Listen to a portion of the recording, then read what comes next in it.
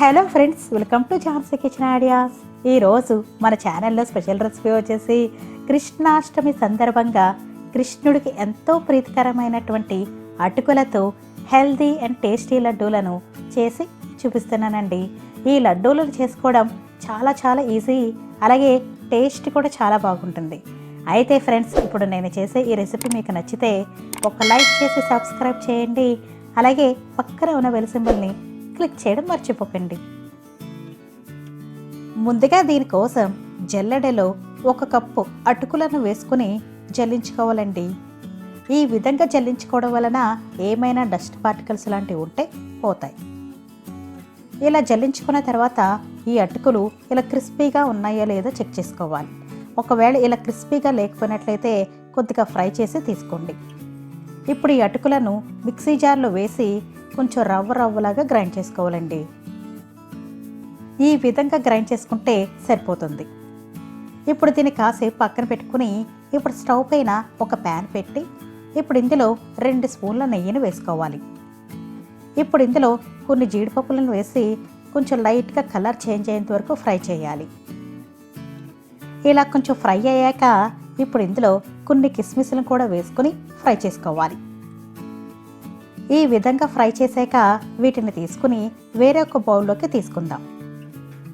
ఇప్పుడు ఇదే ప్యాన్లో 1/2 కప్పు కొబ్బరి పొడిని అలాగే రవ్వలాగా చేసుకున్న అటుకుల మిశ్రమాన్ని కూడా వేసి కొంచెం కలర్ చేంజ్ అయ్యేంత వరకు ఫ్రై చేయాలండి. స్టవ్ యొక్క ఫ్లేమ్ని లోలో పెట్టి ఇలా కలుపుతూ ఈవెన్గా ఫ్రై చేసుకోవాలండి. అప్పుడు మాడిపోకుండా ఉంటాయి. ఇలా ఈ విధంగా ఫ్రై చేసుకున్న తర్వాత ఇప్పుడు ఇందులో 1/2 కప్పు బెల్లం తురుమును వేసుకుని బాగా కలపాలండి. ఫ్లేమ్ని లో టు మీడియంలో పెట్టి మిక్స్ చేయండి. ఇప్పుడు బెల్లం తురుము కొంచెం క్విక్గా మెల్ట్ అవ్వడానికి ఇలా కొద్దిగా 4 to 5 స్పూన్స్ మిల్క్ని యాడ్ చేస్తూ మిక్స్ చేయండి. ఇప్పుడు దీన్ని 5 మినిట్స్ పాటు లో ఫ్లేమ్లో మిక్స్ చేస్తే సరిపోతుందండి. ఇలా రెడీ అయిన తర్వాత 1/2 టీ స్పూన్ యాలకుల పొడిని వేసి మిక్స్ చేసుకోండి. ఇంకా స్టవ్ ఆఫ్ చేసేసి దీన్ని పక్కకు దించుకుందాం.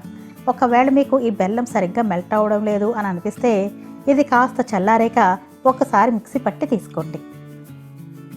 ఇది కొంచెం చల్లారాక తర్వాత ఇందులో ముందుగా ఫ్రై చేసి పెట్టుకున్న డ్రై నట్స్ను వేసి బాగా మిక్స్ చేయాలి. ఇక్కడ మనం లడ్డూలా చుట్టుకోవాలి కాబట్టి మనం దీన్ని ఇలా ముద్దలాగా చేసుకుని ఫస్ట్ చెక్ చేసుకోవాలండి. ఒకవేళ మీకు ఈ విధంగా సరిగ్గా బైండ్ అవ్వలేదు అని అనిపిస్తే ఇప్పుడు ఇందులో కరిగించిన నెయ్యిని కొద్దిగా యాడ్ చేస్తూ మిక్స్ చేసుకుని లడ్డూలా చుట్టుకోవాలి. మీరు కావాలంటే లైట్గా కొద్దిగా కాచి చల్లార్చిన పాలను కూడా యాడ్ చేసుకుని కూడా లడ్డూలా చుట్టుకోవచ్చండి. ఎప్పుడైనా క్విక్గా లడ్డూలు చేయాలంటే మాత్రం ఇలా ఈ అటుకుల లడ్డూలను ట్రై చేయండి, చాలా బాగుంటాయి. అలాగే బెల్లంతో చేసాం కాబట్టి అందరూ కూడా ఈ లడ్డూలను తినేవచ్చు.